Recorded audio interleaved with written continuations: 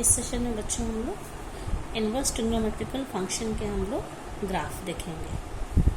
तो ये तो हम लोग जानते ही हैं कि अगर y is equals to F X कोई इन्वर्स फंक्शन है तो x is equals to F inverse y,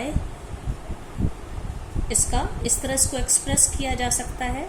तो यहाँ पे ये हम लोग पिछले क्लासेस में ये आप लोग 11th में साइन कर्व के बारे में पढ़ चुके हैं कि y is equals to sine X का ग्राफ इस तरह से होता है, मतलब जिसमें x एक्सिस पे हम एंगल्स लेते हैं, ठीक है। इसके डोमेन में ये एंगल्स हैं और रेंज में आप देखें इसकी वैल्यू -1 से +1 के बीच होती है। मतलब इस तरह से है कि sine 0 degree 0, sine π/2 maximum value 1, फिर उसके बाद सेकंड क्वाड्रेंट आ जाएगा। सेकंड क्वाड्रेंट का मतलब है π/2 से π के बीच में इसकी वैल्यू 1 से कम होते होते π पे 0 हो जाती है। फिर ये थर्ड क्वाड्रेंट है, थर्ड क्वाड्रेंट पे π से 3π/2 मतलब 180 to 270 डिग्री पे इसकी वैल्यू आप देखिए नेगेटिव साइड है। इसकी वैल्यू 0 से कम होते होते 3π/2 पे ये वैल्यू क्या हो गई है, ये -1 हो गई। फिर फोर्थ क्वाड्रेंट में भी वैल्यू नेगेटिव रहती है, 3π/2 to π के बीच जाने पे क्या होता है, इसकी वैल्यू -1 से बढ़ के फिर से 0 पे हो जाती है। इसी तरह से अगर हम नेगेटिव साइड भी एंगल लें तो आप देखिए हमें इस तरह का ग्राफ मिलेगा कि -1 से +1 के बीच इसकी वैल्यू वेरी करती है। तो अब अगर हम इसमें x एक्सिस और y एक्सिस को इंटरचेंज कर दें, ये साइन x का ग्राफ है, आप लोग देख रहे हैं बच्चों, ये जो साइन x का ग्राफ है, अगर हम इसमें x एक्सिस और y एक्सिस को इंटरचेंज कर दें, जो वैल्यूज x एक्सिस पर है उनको y पे ले लें और जो वैल्यू y पे हैं उनको x पे ले लें, तो जो ग्राफ मिलेगा ये ग्राफ किसका होगा, साइन इनवर्स x का ग्राफ होगा। तो आप देखिए यहाँ पे इस वाले ग्राफ में क्या वैल्यू थी, +1 से -1 के बीच ये y एक्सिस पे साइन x की वैल्यूज थी, रियल नंबर्स थे। हमने इनको कहाँ ले लिया है, x एक्सिस पे +1 और -1, और एंगल्स अब हम लोग π/2 के हम लोग डिफरेंस पे ये एंगल हम लोग y एक्सिस पे ले रहे हैं, ये पॉजिटिव एंगल्स हैं और ये नेगेटिव एंगल। तो ये हम लोग जानते हैं कि साइन π/2, आप यहाँ पे देखिए ये जो पॉइंट है साइन π/2 पे ये वैल्यू उसकी 1 होती है। तो इनवर्स फंक्शन में देखेंगे साइन इनवर्स 1 इज π/2, ठीक है। तो 0 डिग्री से हम जैसे जैसे हम π/2 की ओर बढ़ेंगे तो इसकी वैल्यू क्या होती जा रही है, या 1 वैल्यू, साइन इनवर्स 1 का मतलब है 1 की ओर जब हम अप्रोच कर रहे हैं इस तरह से, तो आप एंगल देखिए 0 to π/2 हो रहा है। ये सेकेंड क्वाड्रेंट है π/2 to π, इसमें क्या हो रहा है कि वैल्यू जैसे जैसे 1 से कम होके, क्योंकि हमारा इंटरवल -1 से +1 के बीच में है, तो वैल्यू इसकी 1 से कम होके जैसे जैसे 0 तक जा रही है, एंगल कहाँ अप्रोच कर रहा है, π/2 to π, that is 180 degree. 180 degree पे वैल्यू साइन 180 डिग्री और साइन π इज 0। तो अब देखिए ये सेकेंड क्वाड्रेंट है।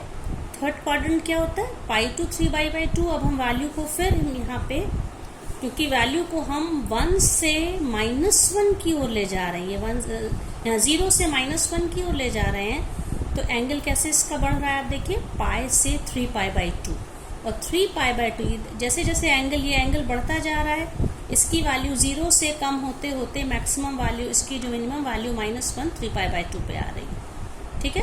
अब एंगल को अगर हम और बढ़ाते हैं, यस क्योंकि इसमें हमारे डोमेन में कौन सी वैल्यूज हैं, यहाँ पे डोमेन में एंगल्स हैं, एंगल कहाँ से, 3π/2 से 2π हैं। तो आप देखिए यहाँ पे, तो इसमें क्या हो जाएगा, सॉरी डोमेन में नहीं होगा बच्चों, रेंज में ये एंगल्स होंगे। इनवर्स फंक्शन में रेंज में एंगल्स होंगे और डोमेन में क्या होंगे, यहाँ पे इसकी वैल्यूज होंगी, रियल नंबर्स होंगे 1 से -1 के बीच की वैल्यू। तो आप यहाँ से देखिए 3π/2 to 2π, मतलब ये वैल्यू -1 से जैसे जैसे 0 की ओर आती है, एंगल भी 3π/2 से 2π की ओर। तो ये थर्ड क्वाड्रेंट आप देख सकते हैं, थर्ड क्वाड्रेंट और फोर्थ क्वाड्रेंट में साइन थीटा नेगेटिव है, और फर्स्ट और सेकेंड क्वाड्रेंट 0 to π/2 और π/2 to π के बीच में ये वैल्यू पॉजिटिव है, ठीक है।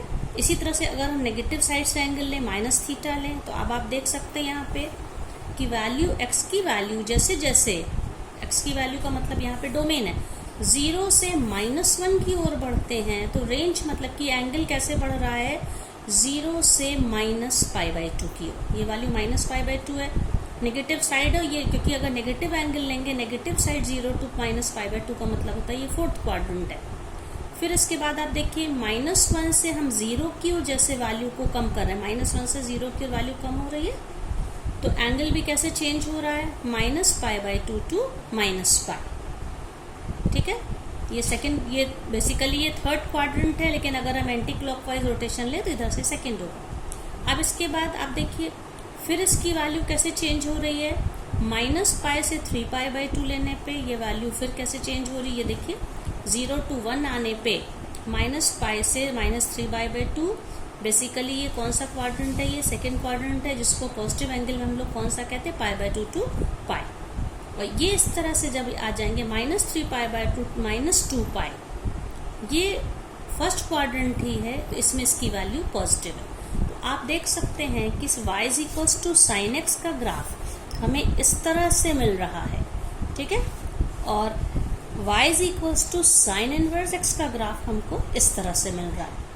तो और ये कब आया है, जब हमने x और y एक्सेस को इंटरचेंज कर दिया है। अगर हम ये इमेजिन करें कि दोनों को एक ही जगह पे प्लॉट किया जाए तो हमें इस तरह से मिलेगा, ये sin x का ग्राफ है और ये किसका ग्राफ है, sin इनवर्स x का ग्राफ है। तो यहाँ पे हम कह सकते हैं ये दोनों एक दूसरे के मिरर इमेज की तरह काम करते हैं। अब इसमें ये वाला हिस्सा जो है देखिए, ये थोड़ा बोल्ड डार्क आपको अलग से दिख रहा होगा, ये -π/2 से +π/2, इस वैल्यू को हम क्या कहते हैं, प्रिंसिपल वैल्यू ब्रांच या मुख्य मान शाखा।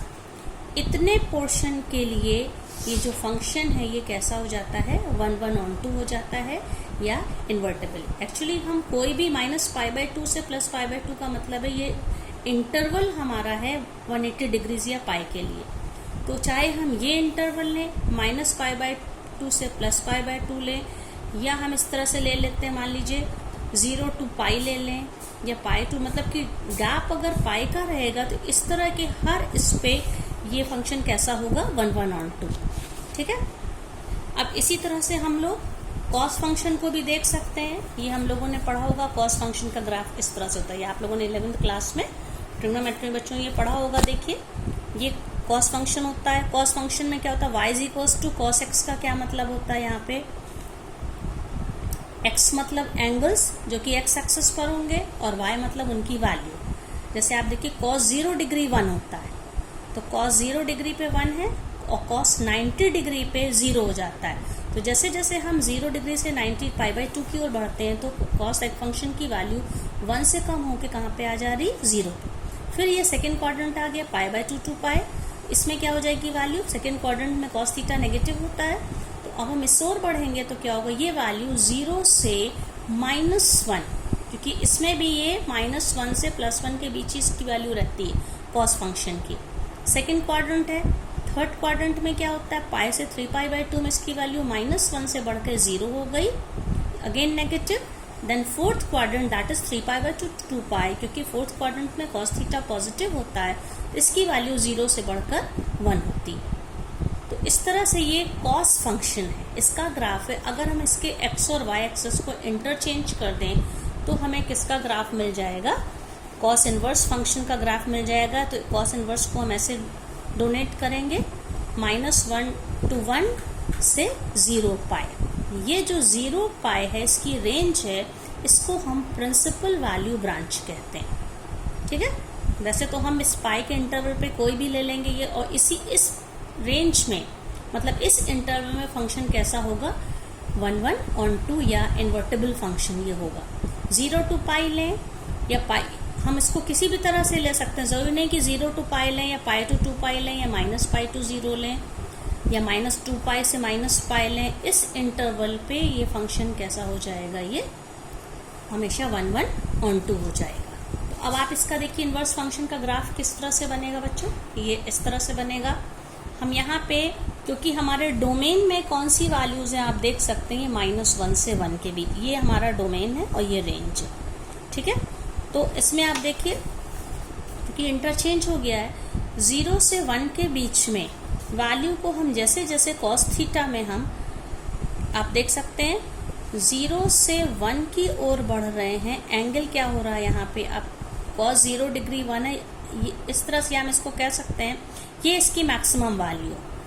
1 से 0 की ओर आने पे आप देखिए इस जगह पे, मतलब कि यहाँ 1 है और एंगल जैसे जैसे ये 0 डिग्री से बढ़ के π/2 पहुंचा, इसकी वैल्यू भी कम होके कहाँ पे पहुंच गई, 0 पे पहुंच गई। फिर इसके बाद आप देखिए इसकी वैल्यू जब 0 से -1 होती है तो एंगल क्या हो जाता है, π/2 2π।